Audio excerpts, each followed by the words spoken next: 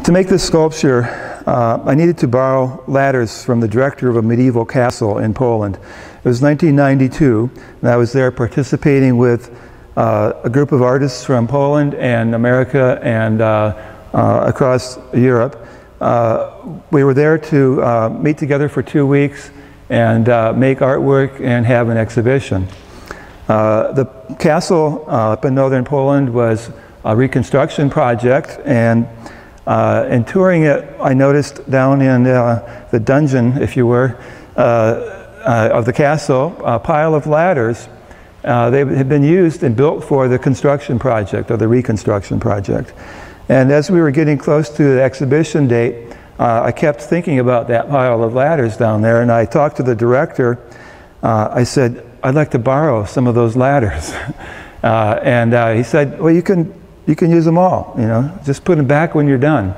So I stood them up in the Gothic chapel of the castle and leaned them together, fastened them in place, and the artists in our symposium, the people in the community that were supporting it, we all came together in that sculpture. At least that's what I saw, you know, happening. And I saw that it wasn't possible unless we all had some trust in each other. The director of the restoration project at the castle was trusting these artists to spend 2 weeks working there in their chapel and turning it into an art exhibition. This latter sculpture was titled something in Polish, but it translated to transcend, once again, using that word that I think can mean so many different things, that comes to my mind when I start standing ladders together. Frank Levering owns an orchard in Ararat, Virginia, and that's him with a cap on and me talking to him. When I first saw his place and picked cherries at his orchard, I stood on these wonderful wooden ladders that go up into these old cherry trees and picked his cherries. I enjoyed that and the cherries. It's one, you know, you picking is so cool because, you know, you can just eat until, you know, you're tired of it and then pick a bucket of cherries, and you know, they get pretty good price for them, but you feel like it was worth it because of all that you've already eaten. So it's a good experience. So driving past Frank's barn up into one section of the orchard, I just happened to glance in, and there were more ladders in there than I'd ever seen in my life. It was one of those like moments in a person's life that you think, wow. So I got to know Frank a little bit and told him a little bit about what I did, and I asked him if he would ever be interested in loaning me those ladders to create a sculpture.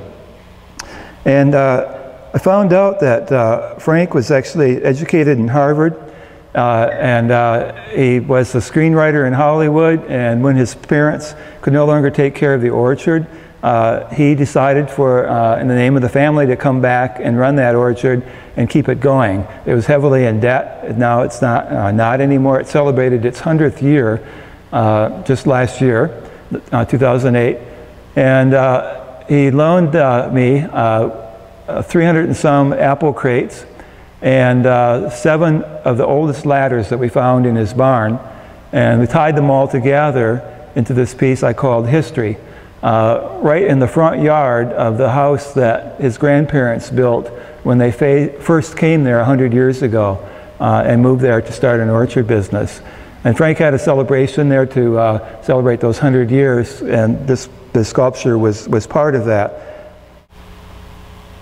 The tops of some of the oldest ladders are pulled together into a point so that you could push them up into through the branches of the cherry trees, and that would separate them, and they don't make ladders like that anymore, but as I tied them up there to make this church-like structure, it's pretty obvious, you know, why I thought they would make a good steeple.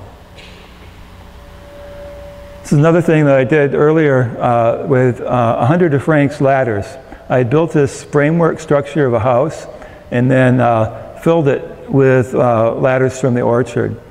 It was done in January, I think it was, of the year when they were in storage anyway, and it's for a temporary installation on the campus of Radford University where I was teaching. And it was titled Something Beautiful Calls and We Rise. And I learned something very important in this installation. I thought that if I just packed those ladders in there tight with their weight and the structure of the house, it would be fine. But we had really heavy winds and unexpectedly, and that whole thing just sort of slid over one day, and I had to pack them all up. But I learned then that I needed to, if I was going to build things with ladders, I needed to tie them together. And so since then, I've built lots of other structures with Frank's ladders that he eventually gave me his collection of no longer usable ladders, broken ones, worn out ones, ones that had been repaired countless times. Some of them had duct tape on them, some of them had nails and screws and boards attached to them, pieces of tree branches stuck in there for rungs. And he, of course, can't use those anymore for people to come in and pick his cherries, especially when he invites them to come there to you pick them.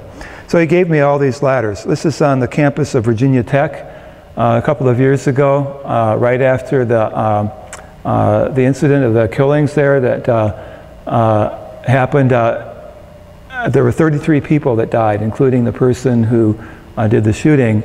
So this sculpture has 33 ladders in it. They're screwed together, holding each other up. This is in Martinsville, Virginia, at the Piedmont Arts Center.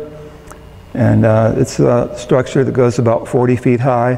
And once again, the ladders are all screws through one ladder into another one in several places to hold it together.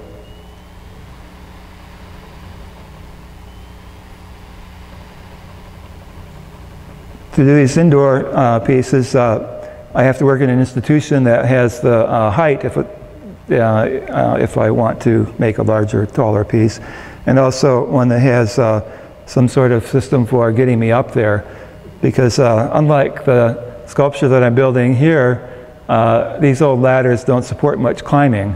So they can handle them, they can support their own weight, but I can't climb on it myself.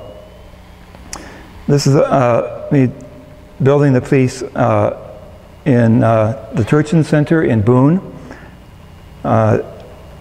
It's part of a two-part installation that I called Hope Remains Part 1 and Part 2.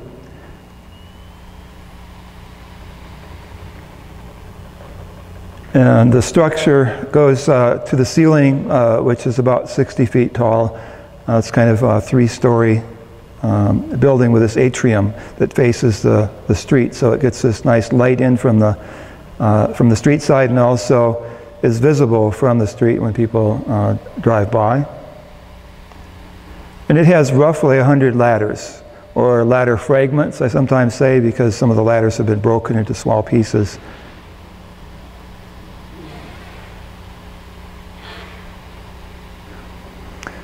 This is a quick series here to just show you that I can do other things besides ladders. Here's one called The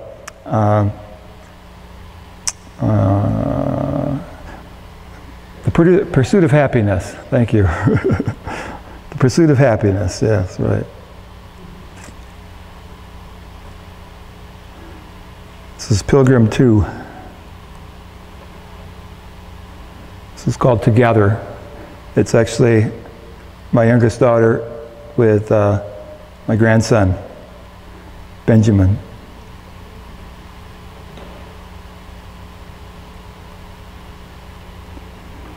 This is where I live. This is just outside the studio with some of these sculptures there in the field beyond. This is called Hello, Goodbye. It was in what city? Tennessee. Yes, right, yeah. Kingsport. Thank you.